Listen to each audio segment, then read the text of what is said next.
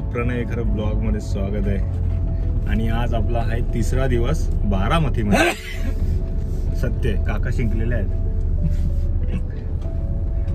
आणि आता आम्ही चाललोय नर्सरी बघायला। काल आमची नर्सरी बघायची राहून गेली, तर आता आम्ही चाललोय। तर तुम्हाला नर्सरीतील झाडं वगैरे दाखवतो, किती भारी भारी आहेत। आणि ते ॲग्रिकल्चरचं असल्यामुळे आता बघूया, तिकडे जाऊन समजेल आपल्याला। खूप मोठी नर्सरी आहे। मी लास्टपर्यंत ब्लॉग बघा, तुम्हाला नक्की आवडेल। आणि आम्ही सगळं नाश्ता वगैरे करून झालो आहे। आता मस्तपैकी फिरायचं आणि नंतर निघायचं मुंबईला।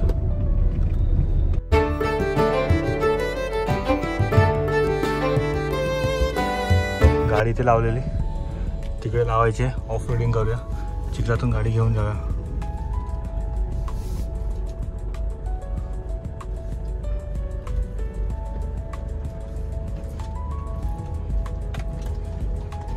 आहा, ऑफ रोडिंग पुढे नांगर आहे। तर गाईस तुम्हाला मी दाखवलं होता नर्सरी, तळे पण दाखवतो बघा। अरे छत्रीला गाडी लागते बघा, बाजूला तळ आहे।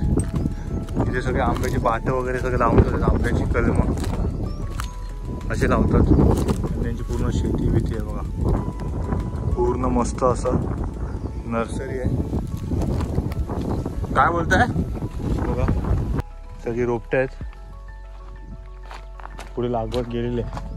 तुम्हाला दाखवतो व्यवस्थित। आता आपण आलेलो आहे कॅप्टन काकांकडे। यांची खूप मोठी नर्सरी आहे, यांच्याकडे गायी पण आहेत आणि सगळं नर्सरी वगैरे लावली आहे आणि वरती शेड तळ सुद्धा बांधलेलं आहे यांनी। तर आपल्याला थोडक्यात ते काका सांगतील की त्यांनी कसं एवढंसं म्हणजे एवढं मोठं केलंय स्टार्टिंग पासून, ते थोडंसं आपल्याला माहिती सांगतील।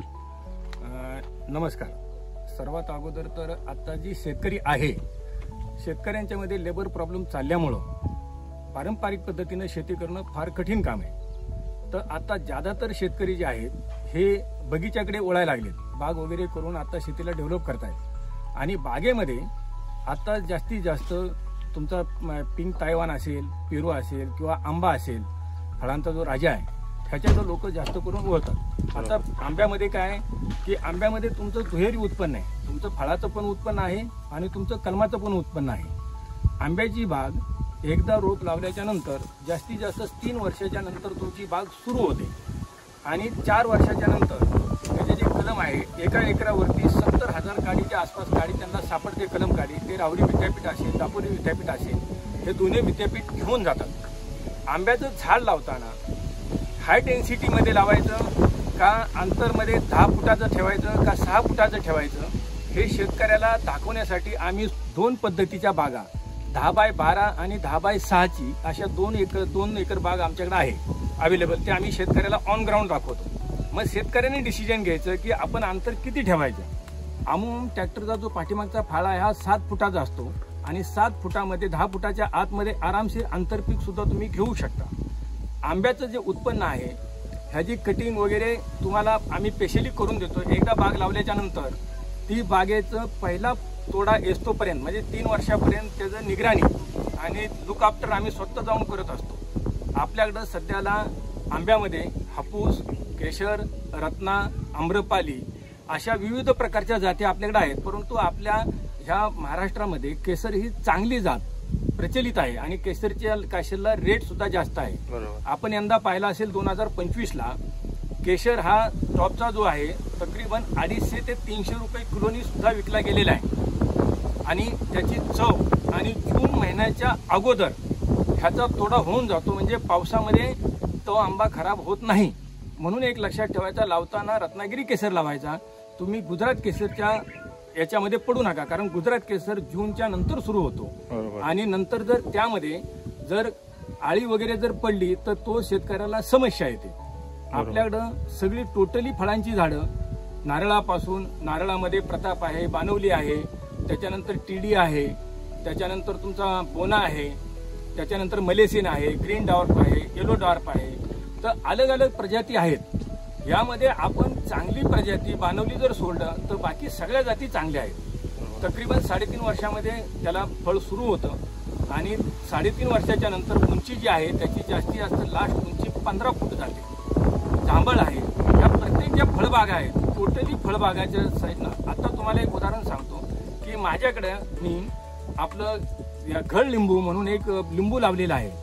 भारतामध्ये कुठलंच फ्रूट तुमचं 450 ते 500 रुपयाला विकलं जात नाही, किलो विकेल, फ्रूट सिंगल फ्रूट विकले जात नाही, बरोबर. परंतु आज गळलिंबू 450 ते 500 रुपये किमतीनं आमच्या बागेतून इथून घेऊन जातात आणि ते गायांच्यासाठी किंवा लोकांच्यासाठी आयुर्वेदिकसाठी ते कामाला येतं. बरोबर. तुम्हाला कुठलीही बाग लावायची असेल तर फक्त व्यवस्थित उन्हाळ्यामध्ये खड्डे घेऊन त्या खड्ड्यांचं बुरशीनाशक उन्हाने तापून बुरशी मेली पाहिजे आणि बुरशीच्या मेल्याच्या नंतर शेणखत असेल, ह्युमिक ॲसिड असेल, 1846 असेल खत, वर खत असेल, त्याच्यानंतर तुमचं थायमेट असेल उन्नीसाठी, हे सगळं मिक्स मातीमध्ये व्यवस्थित मिक्स करून खड्डा नंतर फिलअप करून घ्यायचा आणि फिलअप केल्याच्या नंतर ज्यावेळेस तुम्ही झाड घेऊन जाता तर झाड खड्ड्याच्या सेंटरचा जो काप आहे, जे खालचा जो वृक्ष आहे, हे लक्षात ठेवा की लोक हापूसची कुई आणतात किंवा दुसरी तुमची केसरची कुई आणतात.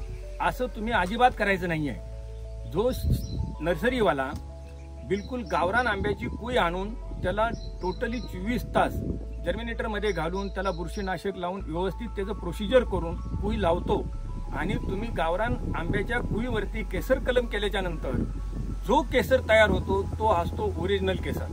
फॉर एक्झाम्पल, नर्सरीवाले काय करतात की पैशासाठी शेतकऱ्यांच्यासाठी हापूसची कुई आणणार किंवा केसरची कुई आणणार आणि त्याच्यावरती केसरचं कलम करणार. तर लक्षात ठेवा की ह्या पद्धतीनं जे झाड येतं त्या केसरच्या टेस्टमध्ये जमीन आसमानचं अंतर असतं. तर हे तुम्ही बिलकुल इन्शुअर करून घ्या की जो माणूस झाडं तयार करतोय तो गावरान कुईवरती तयार करतोय. नाहीतर तुमच्या बागेचं एवढी मेहनत करून ती मेहनत तुमची वेस्ट जाईल. तर हे आहे. नमस्कार. आणि काका तुम्ही किती एकरमध्ये तुमची जागा आहे आणि ते आपलं शेततळ लावलेलं आहेत, डाळिंबाची बागा लावल्यात तुम्ही, त्याची एक थोडक्यात माहिती सांगा ना. त्याच्यात काय तुम्ही उत्पन्न करणार आहेत पुढे? आता शेतकऱ्याची अशी कंडिशन आहे की शेतकऱ्याचा जो आहे पाण्याची आवश्यकता आहे. उन्हाळ्यामध्ये तुम्हाला तकरीबन 8 माय ह्या ठिकाणी हा जो ड्राय इलाका आहे 8 मायमध्ये पाणी चालतंय, परंतु उन्हाळ्यामध्ये 3 महिने तुम्हाला पाण्याची कमतरता भेटते. त्याच्याकरता आमच्याकडे एक शेततळ आहे, तकरीबन ते 2 एकरमध्ये शेततळ आहे, 2 कोटीचा लिटरचा साठा आहे. ते आमचं उन्हाळ्यामध्ये आम्हाला ते मॅनेज करतं. ते डाळिंब असेल, डाळिंबामध्ये अलग अलग प्रजाती आहेत. डाळिंबाचा आता सध्याचा रेट चांगला आहे, 200 रुपये ते 300 रुपये किलो डाळिंब चाललंय. तर डाळिंबामध्ये फक्त तुम्हाला एकच लक्षात ठेवायचं की तुम्ही लावताना कुठली जात लावताय, भगवा लावताय, केसरी लावताय किंवा तुम्ही शरद किंग लावताय. आता एक जात आली आहे शरद किंग म्हणून नवीन, पण शेतकरी इथं फसतायत. कारण शरद किंगची जी वरची कातडी आहे फळाची ही बिलकुल नॉर्मल आहे, पातळ आहे कागदासारखी. आणि शरद किंग जर एक्सपोर्ट करायचा असेल माल तो टिकत नाही आहे. तर मी शेतकऱ्यांना एवढं सांगू शकतो की डाळिंब लावताना तुम्ही भगवा लावा, जो लॉंग टर्मपर्यंत आणि लांब फॉरेनमध्ये जरी जायचा असेल तरी तो कंटेनरमध्ये सुरक्षित जाऊ शकतो. धन्यवाद. धन्यवाद. तर मित्रांनो, काकाने आपल्याला खूप चांगली माहिती दिली आहे आणि तुम्हाला मी आता दाखवतो पूर्ण त्यांचं शेततळ वगैरे सगळं माहिती दाखवतो. खुर्च्या वगैरे डायरेक्ट हे तुम्हाला फक्त शेतकऱ्याच्याच इथे मिळू शकतं. असं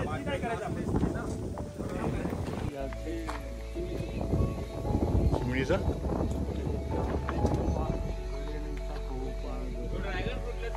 खूप आधी फुल वेगळं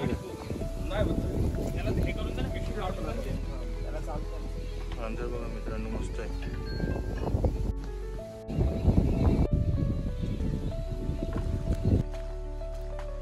रोपटं बघा मस्त वेगळे. कॅप्टनचे आहेत ते, कॅप्टन काका आहेत त्यांचे सगळे. हे आंब्याचे आहेत ना सगळी? बघ आंब्याची सगळी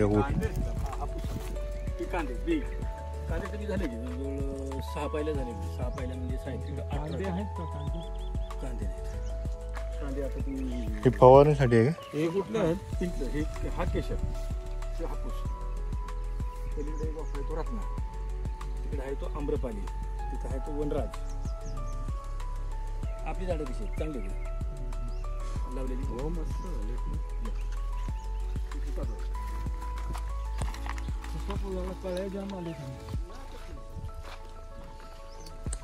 रत्ना म्हणजे त्याचं वजन जवळजवळ 500 ग्रॅमच्या अभाव करते. आणि गोल आंबा, गोल थोडासा खाली नॉर्मल हे असतो बदामच्या आकारचा. रत्नागिरीचा असतो. रत्ना नाव आहे त्याचं. रत्ना आंबा टोटली एकच, फक्त काय होतं की तुम्हाला जो हापूस आहे तो आपल्याकडं जरा लेट येतो आणि केशर चालतो आपल्या इलाक्यामध्ये, ह्या इलाक्यामध्ये, गरम इलाक्यामध्ये.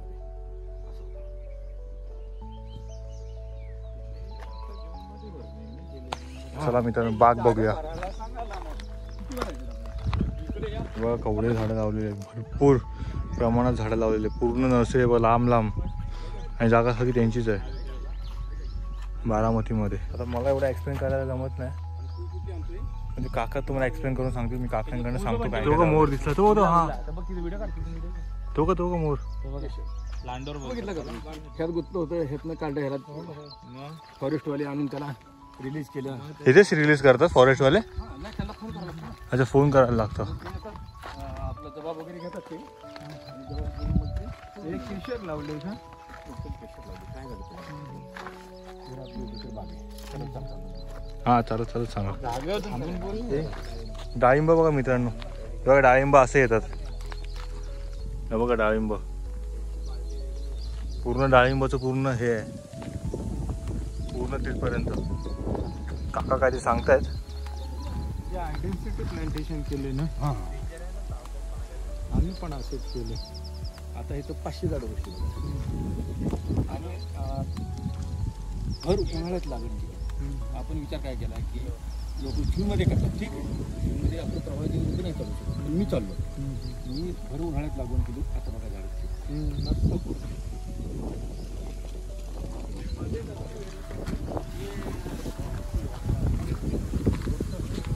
कसली सोडले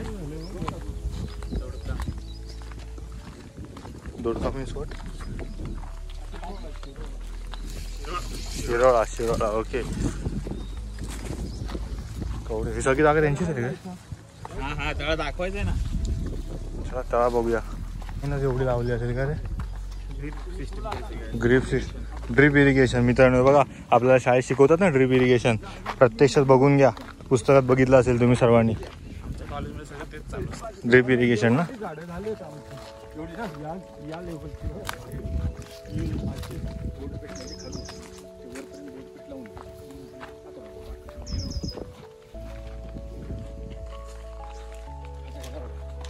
आता ह्याला फवारणी जी आवश्यकता, पाऊस थांबल्याच्या नंतर ह्याला बुरशीनाशक येते किंवा तुमचं हे जे आहे कीटकनाशक, कीटकनाशकची फवारणी करून घ्यायची, म्हणजे जेणेकरून हे पानं वगैरे खराब होणार नाही.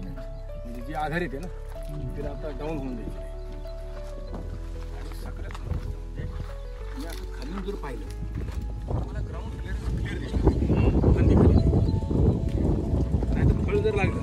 आणि तिसरी गोष्ट म्हणजे ते स्वतःच्या याच्यावर उभे आहेत, हां म्हणजे त्याला सपोर्ट नाही, जीवावर उभे आहेत, ते आता स्टेबल झाले, स्टेबल आहेत. काही आता बघायचं नाही.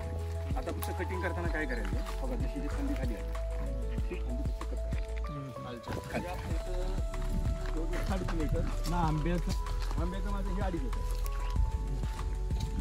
आणि टोटल जागा ही टोटल जवळजवळ 12 एकरचं मला. बापरे, सगळी झाडच लावलेच. आता बघा सर, हे फायदा आहे. तुम्ही कटिंग न करता झाडाची शेटिंग कशी होती, लहान झाड लागतं 1, 4, 5 फांद्या निघल्या ह्याला एकाला, प्रत्येक ह्याला ब्रँचेस वेगळ्या वेगळ्या.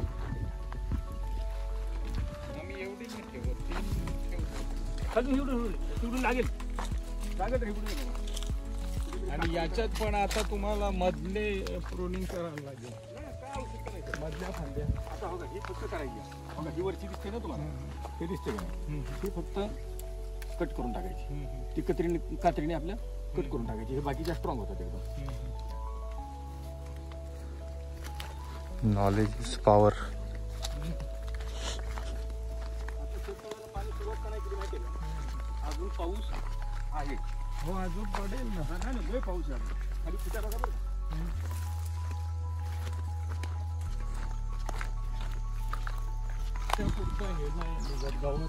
अच्छा हां,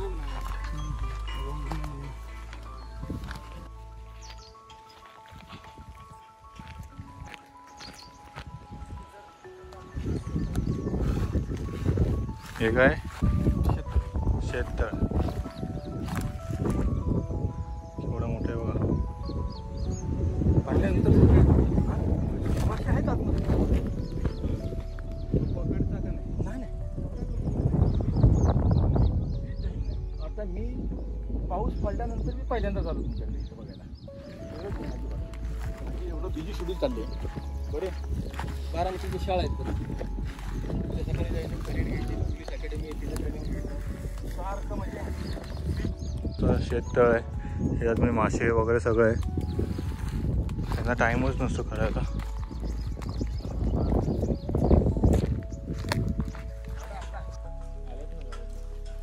आले हे कुठलं आहे हे काकडी आहे की काय आहे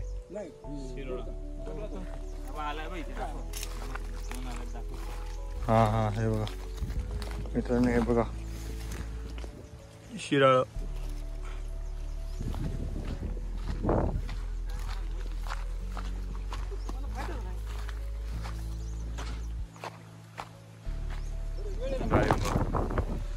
ओरिजिनल ऑर्गॅनिक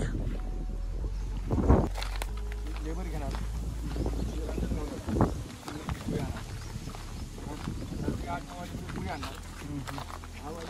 भिजाय करणार केमिकलमध्ये आणि उद्या सकाळी पुन्हा बाया लावणार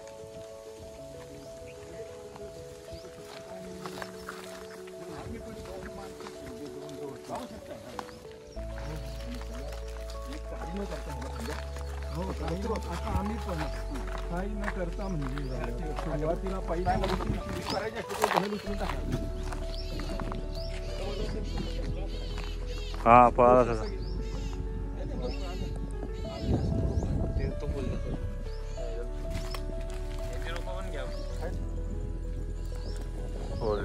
ड्रॅगन फ्रूट हा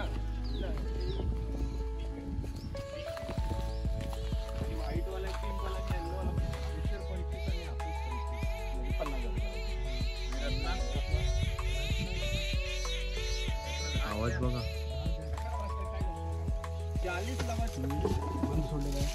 कोंबडी बघा गाय पाडा मस्त आहे आतमध्ये काय याच्यात किती मस्त आहे ना एकदम घाबरते ते आपल्याला घाबरते ती गाय कोंबडी बघ हे नको थांब घाबरते ते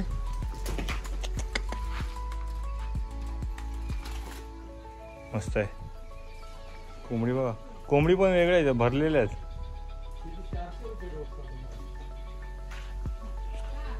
कोंबडी बघ मस्त आहे आंब्याच्या पाट्यांचं कलम असे लावले जातात आणि मग ते आपल्याला फळं खायला भेटतात कवडी लावलेत बघा